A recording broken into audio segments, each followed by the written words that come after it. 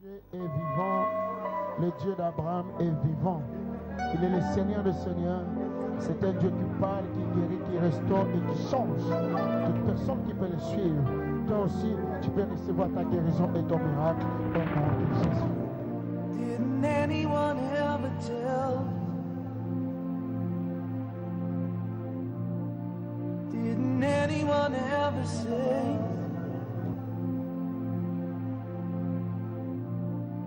Didn't anyone ever say? Pardon les péchés de tous les membres de cette église, même les gens que nous avons invités, Seigneur.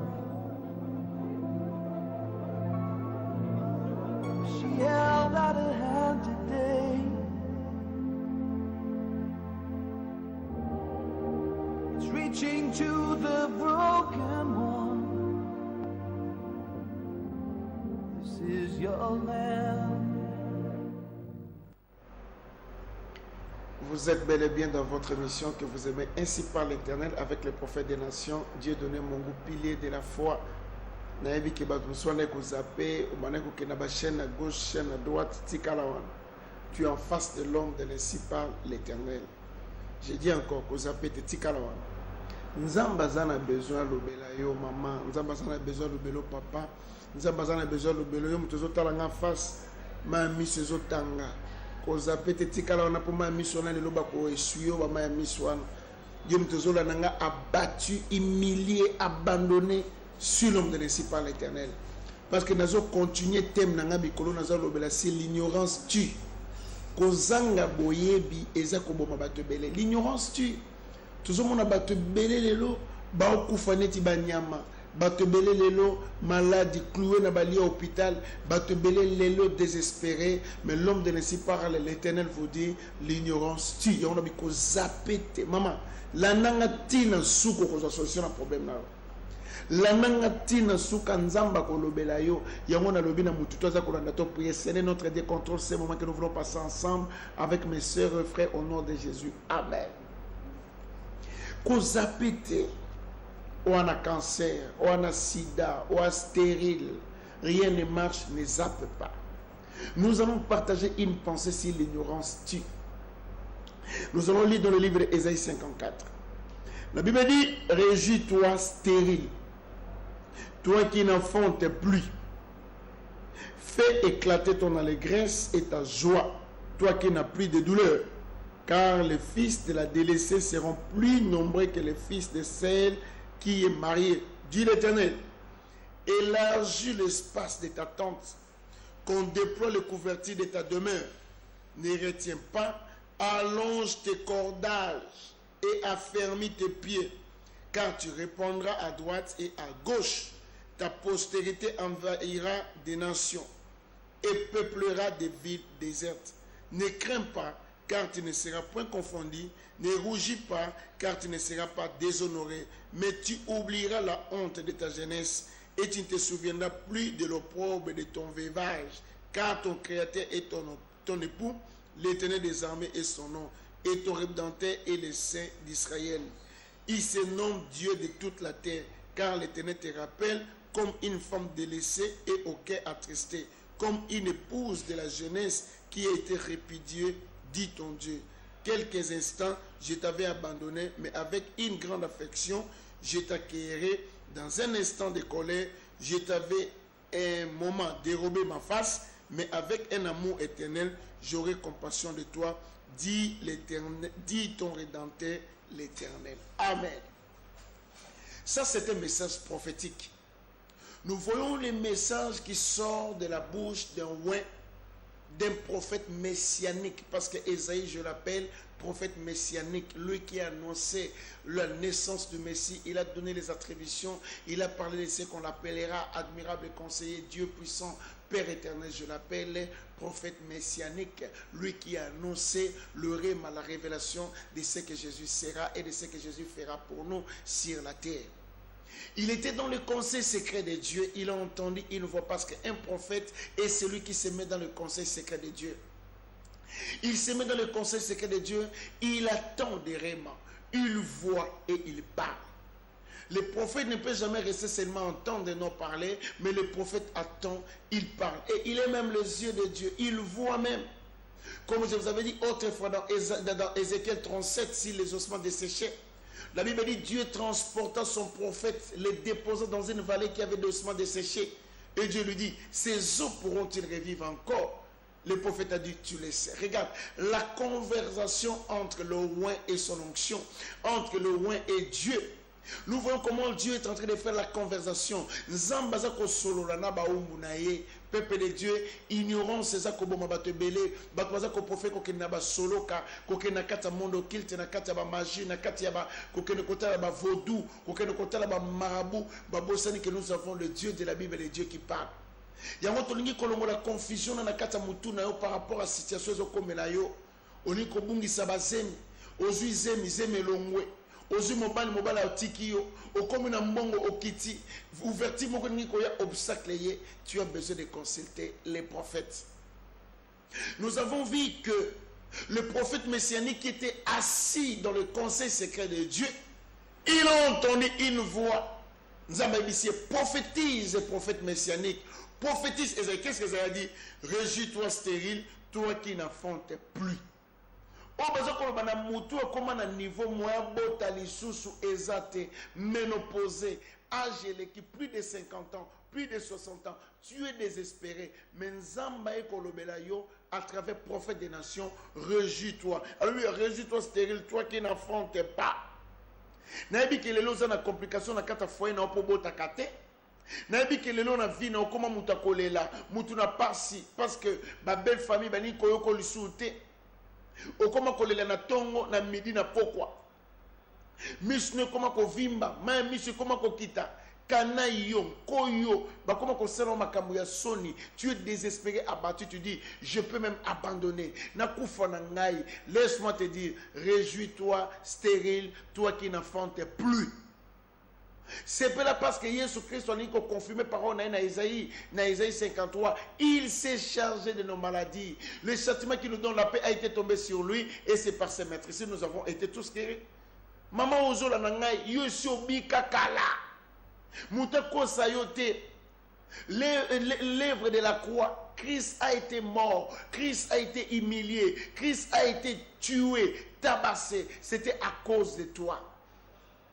Le châtiment qui nous donne la paix a été tombé sur lui et c'est par ses maîtres ici. Nous avons été tous guéris. Obika déjà Kala, l'ignorance, ezako kangona kata maladie aux anango, na stérilité, na sida. Il y a 2000 ans dans le bois de Calvaire, dans la croix de Golgotha, Christ avait déjà tout est accompli. Akene ko futa dette na yo na kat ne kulusu. C'est pour ça qu'il a été crucifié, exposé Satan. Humilier Satan. Quand c'est que Christ a été humilié, c'était notre humiliation qui a été exposée. Jésus était allé payer notre dette à cause du péché adamique.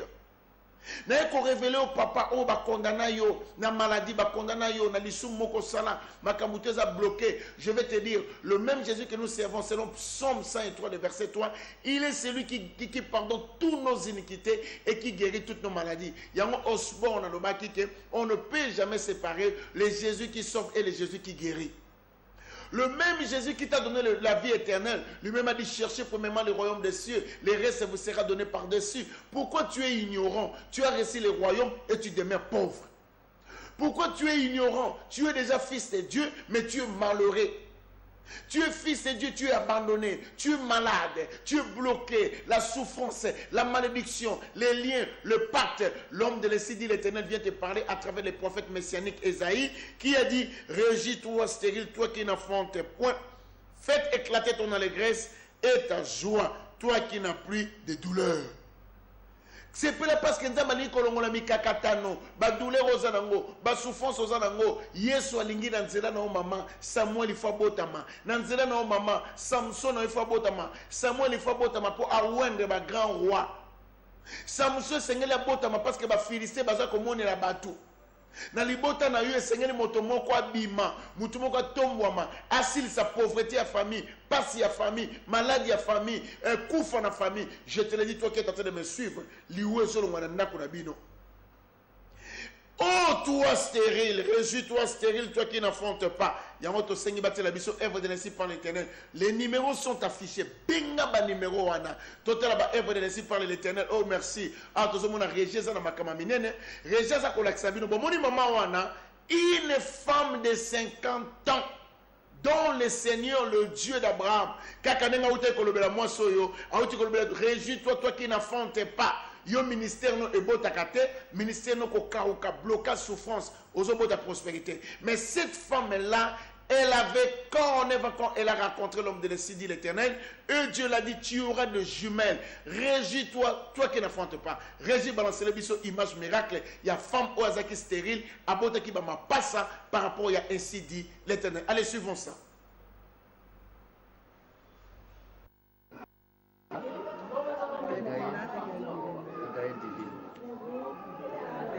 Les Gaëls, c'est des anges qui adorent Dieu 24 heures sur 24. Amen. Donc, c'est des petits anges.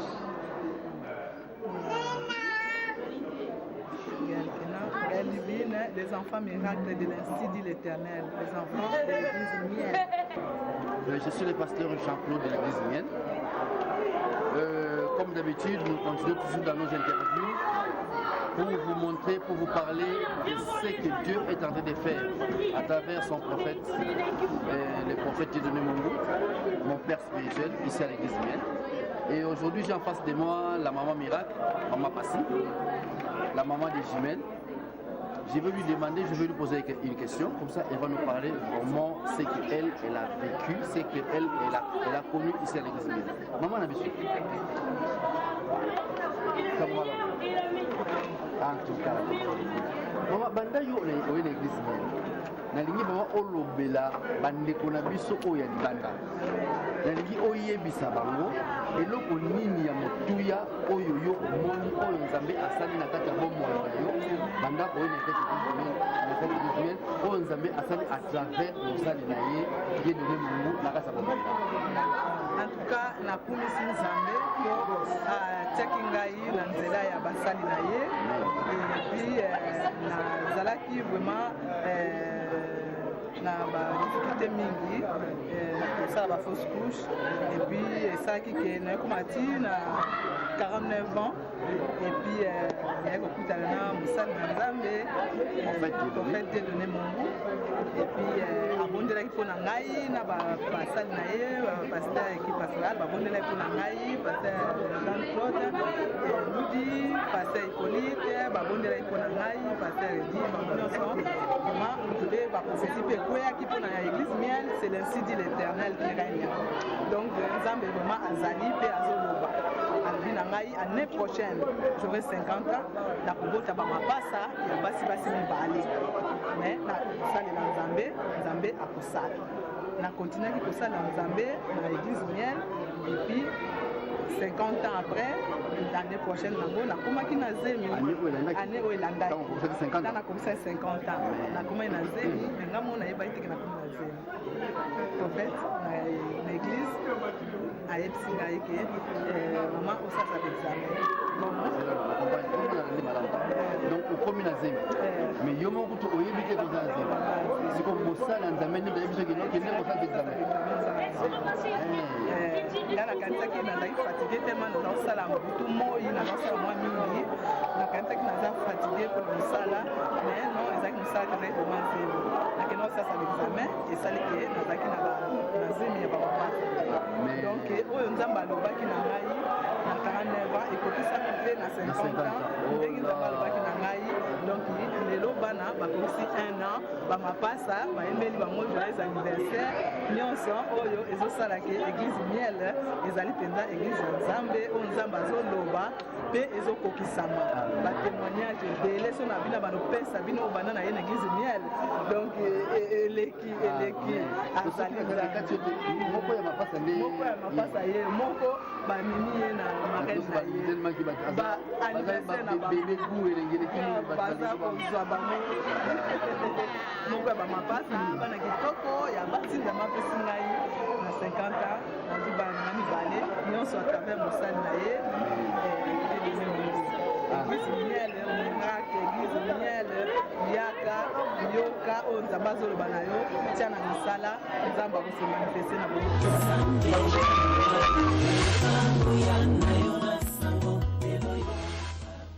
Oh, gloire à Dieu, c'est quelle onction. Regardez, une femme cinquantenaire, le Seigneur l'a donné des jumelles. Ça, c'est une onction. Écoute, je vais te dire une chose. Réjouis-toi, stérile. Les numéros sont affichés. Appelle les numéros. Dans ton sujet, on va prophétiser pour toi. On va prier pour toi. Jésus-Christ n'a pas changé. Il est le même hier, aujourd'hui et éternellement. Ça, c'est Ecclésiaste 1:9 nous dit ce qui a été, c'est ce qui sera, ce qui sera, ce qui s'est fait. Il n'y a rien de nouveau sous le soleil. Le prophète messianique a donné un message pour dire à une femme, l'ignorance tue. Au moins, il est stérile parce qu'on a ignorance. Koyeba te, baokosa yo, ote, miracle zarate, eza ignorance. Baokosa yo, ozo croire que Jésus est capable de te guérir. Ozo croire que Jésus-Christ est capable de te restaurer, c'est l'ignorance. Mais parce que tu ne connais pas les Écritures. Les Écritures nous disent que Christ a été mort pour nous. Il s'est fait péché pour nous. Il s'est fait pauvre pour nous. Il s'est fait stérile pour nous. Il s'est fait maudit pour nous, riche qu'il était. Yo le no yem tazaki riche, a comme pauvre pour comme riche, a eu place na yo. Yo nimika ko umela kana ki mobola na pasi na malédiction na souffrance et ba na nzambe tozo zala kaka na ba vie assez. Tozo porter ta ba poste makase na mokili ni koza na ba niveau ya likolo parce que na mutu na biso il faut que mwana nzambe za na mobola, mwana nzambe faza na bikok, mwana nzambe faza na souffrance, c'est l'ignorance. Ba benyo be mwana nzambe créateur des cieux et de la terre. Oya kela lola andimo yo kufa stérile maman, andimo kufa na sida, andimo kufa na cancer, andimo kufa na maladie. Te yeso kondima makambo wana te mama na peso kondima. Kota na kondima nga na zana ngolelo, vino ko changer. Yo ko kufa te soki accomplissement prophétie yete. Tout le monde dit, ah, au prophète, mais réjouis-toi stérile, toi qui n'enfantes pas. Tout le monde dit, moi si il y a une église, miel avec 49 ans. Zabalaksinga simi ba mapasa mi bali na maboko. Mi bale ba n'a précisé de jumelles. Et j'ai dit l'année prochaine, tu enfanteras. Attends d'abord, ménopause. N'a pas ici aux ménoplais. Parce que la Bible ménopause. Quand on dit ménopause, crois que bah tu poses, bah comme ça on peut play. Et ça n'est pas la régie. Après tu poses ce koyo. Après ça on n'y pas te play. Et ça faut continuer. Il y a un lobby de mouton, toi zabareg le kangama, obo takate, réjouis-toi stérile. Le monde a ignorance. Malobo ba médecin va continuer na kata moto. Kobo sanate que le plus grand médecin c'est Jésus-Christ de Nazareth, le puissant de Jacob, le Shiloh d'Israël, l'agneau de Dieu qui ôte les péchés du monde, le rédempteur, le Shiloh, le sauveur. Crois en lui. Kokabolangat, on dit que lola oza mobola ma belete. Nzamba retourne mon corps bien. Na personne nyon sur ma belle parce que je vous ai donné le pouvoir. Après si biso bo konzi na kata ma belle, il dit que prospérez-vous. Nzamba zoloba, je préfère que azo souhaiter que tu prospères. Ne meurs pas pauvre, ne meurs pas dans la malédiction, ne meurs pas dans les liens dans des pactes, ne meurs pas stérile. Yo zola na ngai maman na minito oza stérile. Obota, ba trompe katana ozo bota. Ya on a sengi régie. Benga ma numéro on les affichés. Nous sommes en direct d'Africa TV. Benga bisoto ko prophétiser pour nous. Et n'oublions pas que je reçois chaque vendredi de 10h à 14h. Et chaque dimanche, qu'il te miracle, dénommé le miracle commence d'état prophétique, de 9h à 13h. Après, nous avons 17h. Nous avons un souka. Tout le monde a bébé miel. Bon, nous avons combo bébé miel. Tala maman nae. Tala mwana. Bano tuba utara na miracle bazara kitoko. Régia zo sala makama makasi kuna onction kote zo ata kuna. Azo mérité ba cadeau belé. Tala ba niveau wana. Wana bébé miel. Bébé wana za bébé miel. O aza côté wana maman na ye, o aza ki na ba problème à complication, azu message prophétique, nzamba pese mwana na akanga makazemi te, so azu se maté comme un mois semi fele.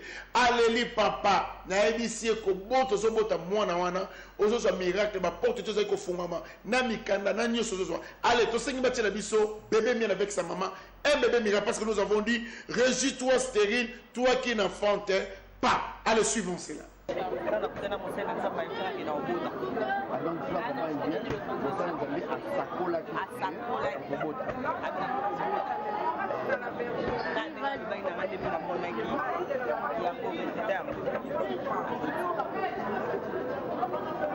Et puis ils ont un miracle belé parce que makambo ya ebisanga lobala ngai nyonso yango namoni nakokisami na ntina ngai naye na probleme ebele mais à travers mosali na nzambe na kokisa lobala c'est ça yango namoni na ntina ngai kokisami mwana kitoko oyo nazomona awa azali fruit ya prophétie ya mosala nzambe Dieu donné Mungu le prophète et la et pourquoi non le pasteur na même bébé miel ah mais la base donc prophétie ekokisami prière mpe na kati ya miel ekokisami mbuma yango na miel makopamba na kotakataka nakoma na mwana naza kokana donc te na ndenge moko ya mokusu na nzambe azawa namoi bandeko na kitoko tala yawa bébé qu'est-ce qu'il est beau vraiment bandeko bino mo bozokomona o nzambe asala kati église bien mama ndenge alobi yango clair ntango wana église bien prophète aprophétise mpo na ye ntango aprophétise mpo na ye ntango aprophétise mpo na ye akoti na baprière ayebisaki eke okobota fui yeyo mama azali kobota te mwana abotami bota ndenge aotongisa ngai donc aboti bébé miel donc nakosenga na bino vraiment oyo bozokolanda biso mosakoli azali obe moko na kati ya mokili oyo donc vraiment esika bozali boyoka ye oyo aza kokabola bino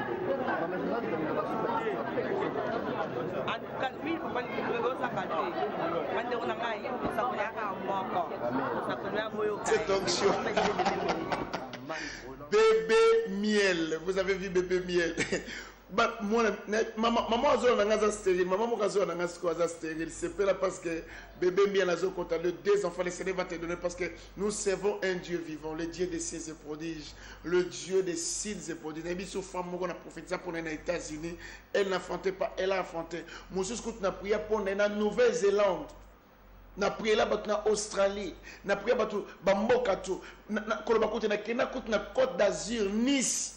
Na comme na Côte d'Azur na Nice, na keko kote na femme moko d'origine camerounaise, avec na mboka na bana na riche moko, abeta 7 ans abota bana te, raconte ka moko na prié le bango, oh abota mona métis moko ya kitoko kosakana te, après 7 ans de stérilité, oh métis na lobi ke aza même pas na 10% ya kobota.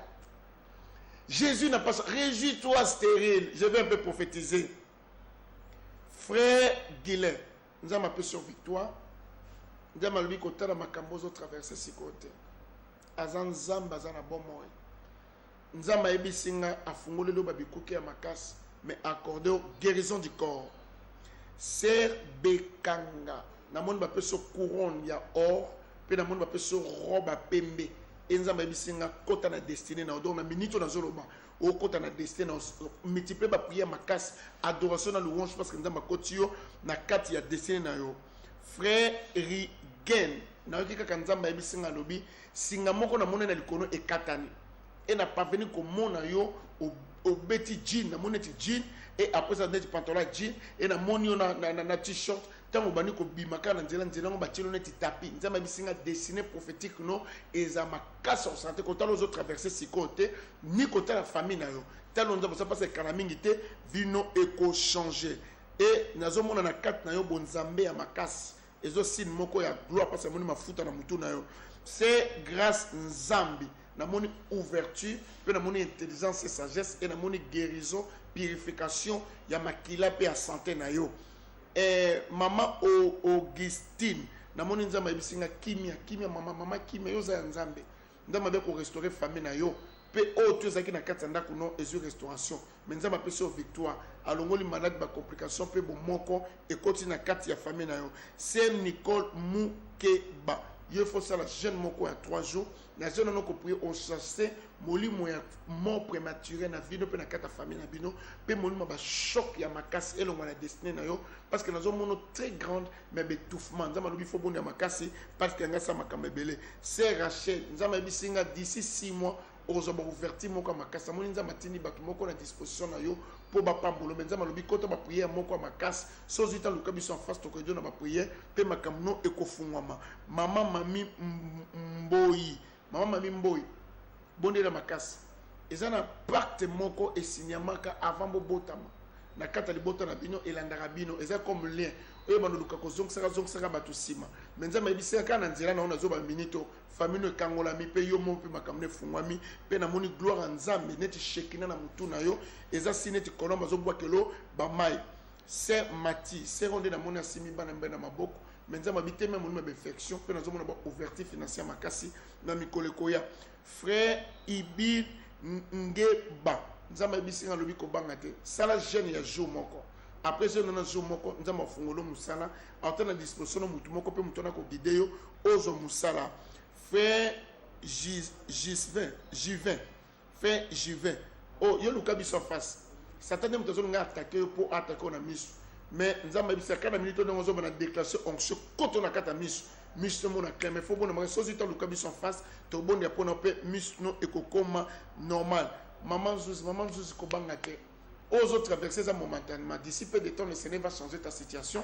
mais nazo mono na do ya ba faire na maboko ando makambo tozo sala nzambe to songo sa ba faire mais kala mingi tozo mona ba ouverture ya finance nzambe otini yo mutu moko pe na mona enveloppe moko fungol mais na mbongo be na kati nzambe lobi afungol ba porte à finance na yo c'est là le kabiso na libota na bino sata tsa molimo moko blocage o ekoluka ko retenir ba tubo siona kaka sika moko bo tourner en rond mais nayebi si yo oluka biso topeso badirective na nzela badirective baouverture kaka makasi mpe miséricorde nzambe ekona na kata famille na bino mais teme na molimo malade mpe molimo ya blocage mama Élysée fo boni ya makasi parce que nazomona na mikolo ekoya esprit moko ninga koatako mpo passer na opération chirurgicale il faut prier mais nzambe ayebisinga nsima mokongo na yo na dekreka na minute guérison ekota na kata mokongo na yo na kombo na yesu kristo amen bobenga ebele tokoprophétiser mpo na bino tokosakola mpo na bino n'oublions pas de 10h à 15h. On est parce que tous en émission à 16h toujours en Afrique. De 10h à 15h vendredi to yambaka. Kobo sanate mema kaino mema bik na yaka na quatre églises miennes. Et dimanche de 9h à 13h qu'il te mira de nommer ainsi par l'Éternel que le miracle commence et après c'est tous en réception jusqu'à 17h to yambiote orzongate. Na saki régie à balancer les biso est vraiment comme miraculeux et après tu continuer comme ça qu'on a pour continuer comme benga ba numéro aux affiches.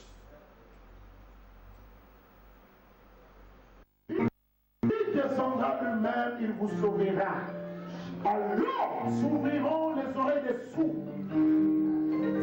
Tu m'as promis quand tu seras avec moi, tu vas ouvrir les oreilles des sourds. Le Dieu de mon père, Abraham, Isaac et Israël. Il est guéri, on a qu'à le Seigneur, il est guéri. Ferme encore. Aujourd'hui c'est le test.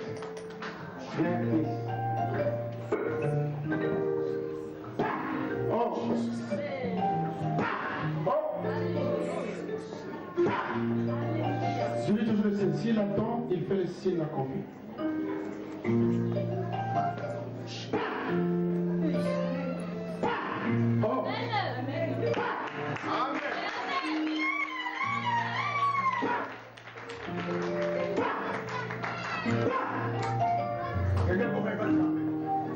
Parce que jamais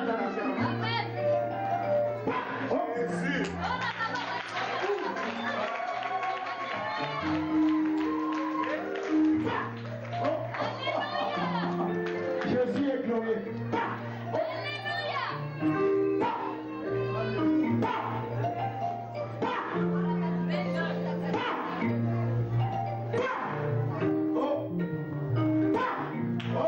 On acclame Jésus.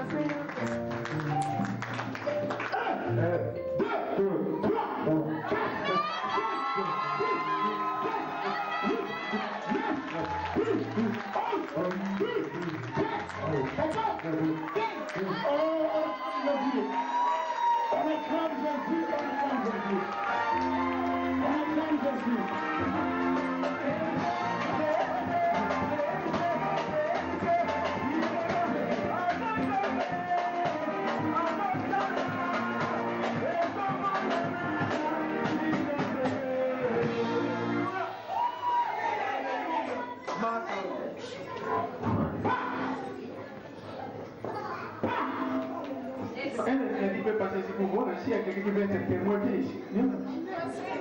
Dis à celui qui est à côté de toi, viens et vois. Dis à celui qui est à côté de toi, viens.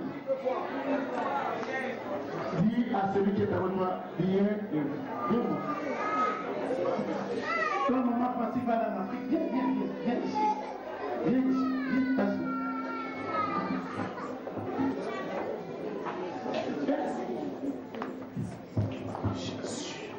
Sous mes ouais de naissance, de la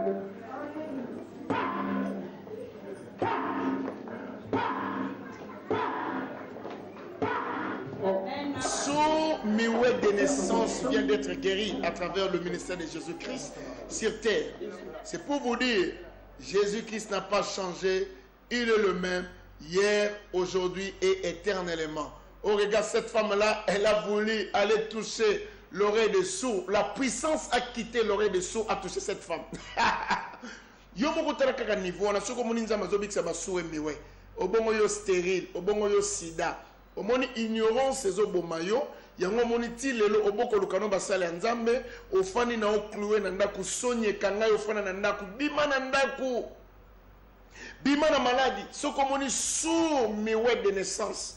Matoye fongwami, on a ça c'est un français. On a français. Un français vient d'être guéri. Oh, Mundele Mokaïsangabi, biso to kena ko terre, bino poto kotsa bino évangile en Afrique, mais bino sur africain, bo comme quoi ko terre kabiso ko biksa kabiso, quelle contradiction. To bisi bango Jésus-Christ n'a pas changé, il est le même hier, aujourd'hui et éternellement. Yango so na za face ba mendele na laksara bango que Jésus-Christ azali mutu moko oya yaka na mokili pona biksa mokili mobimba. Yango ba biso yo nzamba zo biso na kat na boumbu abimisa biso poto bikisa bango. Maman Chimel oyebi ke ezaka na bata moko se santane toza na zemi tala bien o se santo toza na zemi apo omoni mbala moko zemi eza te. Il y a des temps où au santane te loko moko etambola ko na kata libumu nzamba zo bisanga eza bituma makaso za nango kande na zolo bano siko nzoto nezo changer na ebisio kande ngo za wana Luka huile d'olive na yo, Luka action de grâce pour soutenir émission. Na pesio 3 mois miracle, Serge Chimel. Ozwa miracle moko kokoto na kat na libumu, ozwa zemo oyebate, o ngam na biso take mosakoli. Na moni un garçon si bien na maboko. Ce pour lingi ba jimel zwango kaka sikozali. Mais ceux qui te sili benga, Luka kaka huile d'olive na action de grâce ta yo, mema yango torbonde pour na pas sa moni stérilité etiki maman Chimel parce que maman ngo pas na étoile makasi bana tuba no bota na kat ne ba no za ba konzi pe ba tunene c'est un éclat nzama fongoli vina yo. Mais il faut bonde là parce que nous avons une condamnation. Nous avons un lien, un esprit qui est bloqué en zéla. Mais la minute où nous avons une victoire. Frère Rodio, nous avons une aviso matalikolo, destiné prophétique, nous avons une casse. Nous avons aussi prendre autour au salamikolo et au simba. Maman Jackie na yolo. Maman Jackie, comment on a une situation de traverser ce côté. Blocage de mon matin, malouka en face. Nous avons une directive parce que nous avons une ouverture en casse vis-à-vis de nous. Il faut que nous ayons une sorcellerie. Famille na maman Jackie. Maman Aziza. Maman Aziza. Nous avons une bosse na makamutu comme la ko. Tchaboué. Et vous que Satan a créé le malade de palpitation puis malade d'attention. Olingi batu mingi ozo vivre ba combat bosse na maman soto ko bengi ali avant. Pour la tension moko yeli pe créer AVC. Puis ba palpitation na bisinga bossa makamutu côté ko prier victoire eza makasi luka biso face au ba directive. Frère Eric Kalonji. Ndama zo parvenir ko nazo mona don pe ya ba faire en heure musalo salaka tout ce que tu peux faire. Na mona na destiné prophétique no ba faire à makasi et nzamba zo laksanga signe la mba pe mba pe sopi makamutu efungwami. C'est dodi na moni ba komi surprise na moni guérison ko kota na vie na ona famille na yo. Pe na moni ba ouverture pe na moni nzambe kolongola bambuma mabe et na zomo na zo peso victoire. C'est Pierrette nzamba ebisinga lobi ote bulisaka libota na alongoli yango apeso victoire na kata famille pe aza ko élever. Régie balancer les biso œuvre miracle. Yo kana na biso poto zo kene kota suka. nana besoin ya bato ba soutenir ministère oyo nzambe soit touché au kakozula nanga sikoyo kokanga motema te benga prophète des nations après kaka mission sikoyo benganga ngai je vais obike papa nalingi na bwaka semence na semer na soutenir émission na pesa contribution na ngana émission et nazana besoin na aider émission benga ngai quel que soit niveau problème na yo semence de kogang na sengi régie abalancer biso ba image miracle après tu prophétiser pour nous parce que le koto souka continue ko benga ba numéro mais ko bossa raté chaque vendredi et de 10h à 15h réception prophétique et chaque dimanche de 9h à 13h et en plus de cela toza ko yamba toza ko prophétiser oza besoin kutana na privé ko bangate nazalaka exigeante okutana nanga ta prière na famille notoya prier pour la famille na yo oza besoin de déplacer ta na place aux ali na ko prier pour na yo na ko prier mais je cherche des personnes capables ya ko soutenir mes missions toza besoin de missions les kaka chaque jour ce qu'on après benga biso au pesa semence na yo enza makopa allez suivons les actes miracles.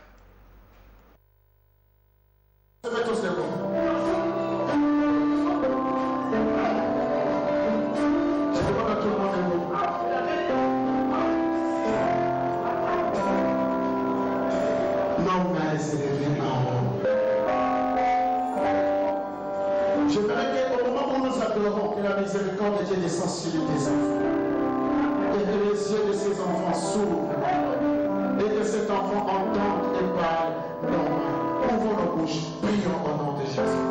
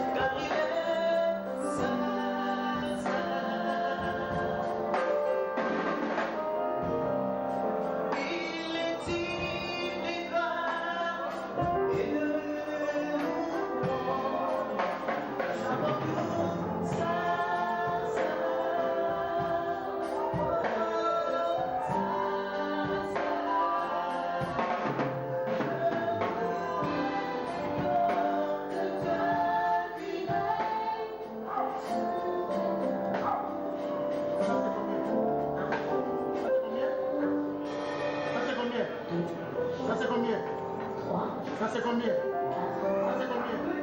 Oh, son nez est vite fait. On attend Jésus.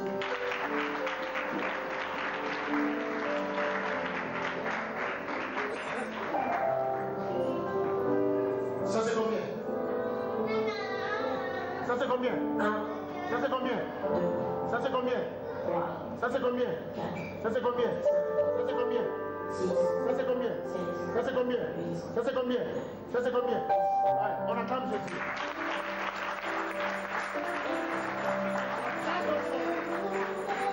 À la date d'aujourd'hui, que la lumière éclaire dans la totalité dans cette terre, que l'ennemi a pu bloquer. Et comme c'était à vue, que ça reste normalement et que l'ennemi ne puisse pas attaquer cela au nom de Jésus. Élevons tous nos deux. L'enfant portait que des myopies dans ses yeux. Ce n'est pas une myopie pour aider à chaka kamakolata boy. Mwanana mise bika akwe kotanga ta enta komo na musapi boete. Mais tomoni Zamba bikisi misunaye. Cet enfant vit clair, il a vu 1, 2, 3, 4 gars. Il portait des myopies. Quand je dis des myopies, de grand niveau, bah ça les capone fils que ba aider à Tambola.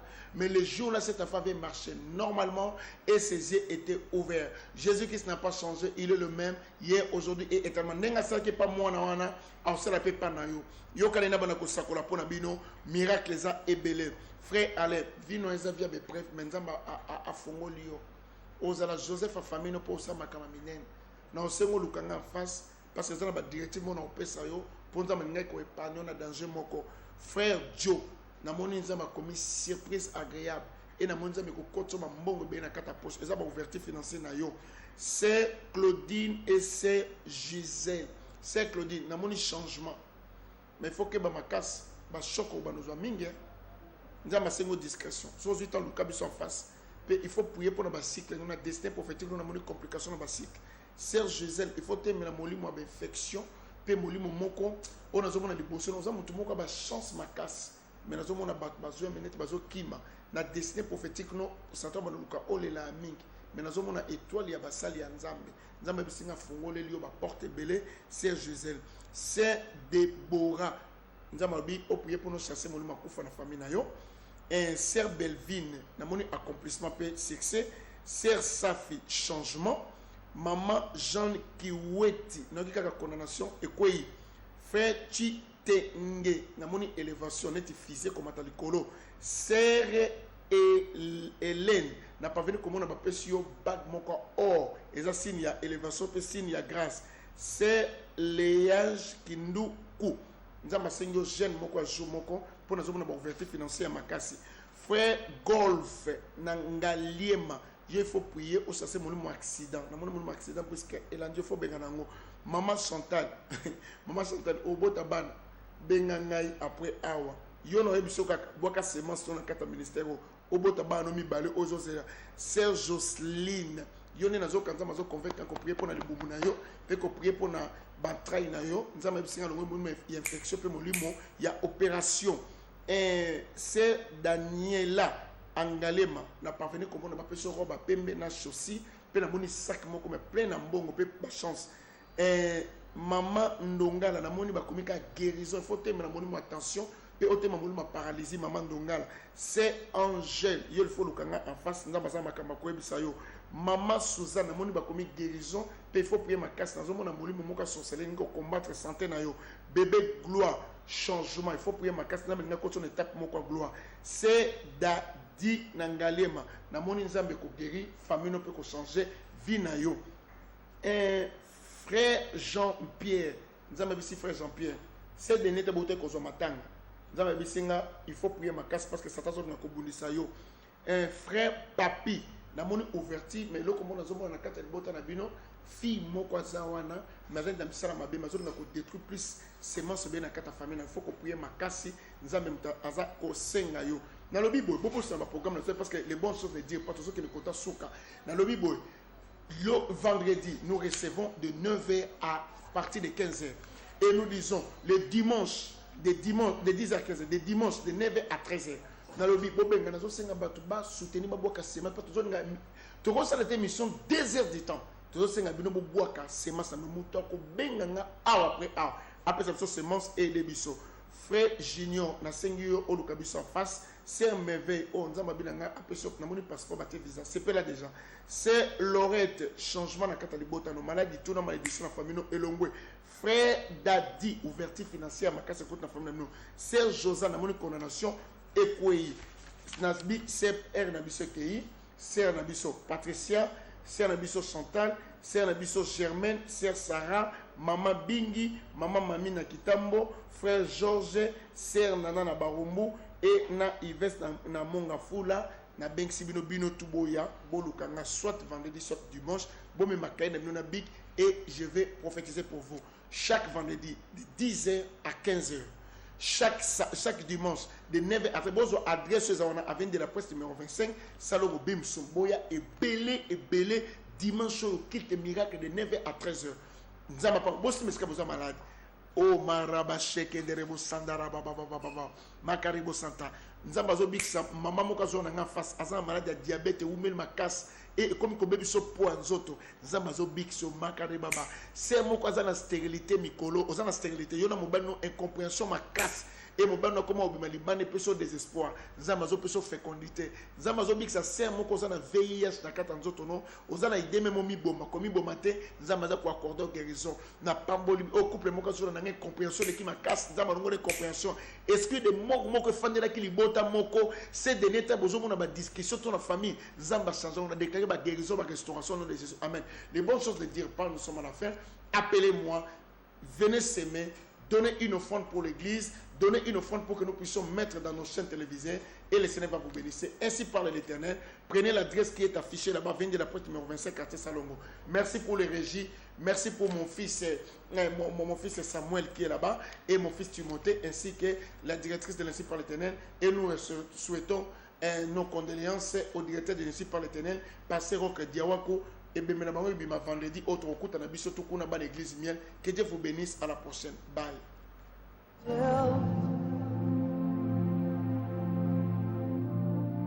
Didn't anyone ever say?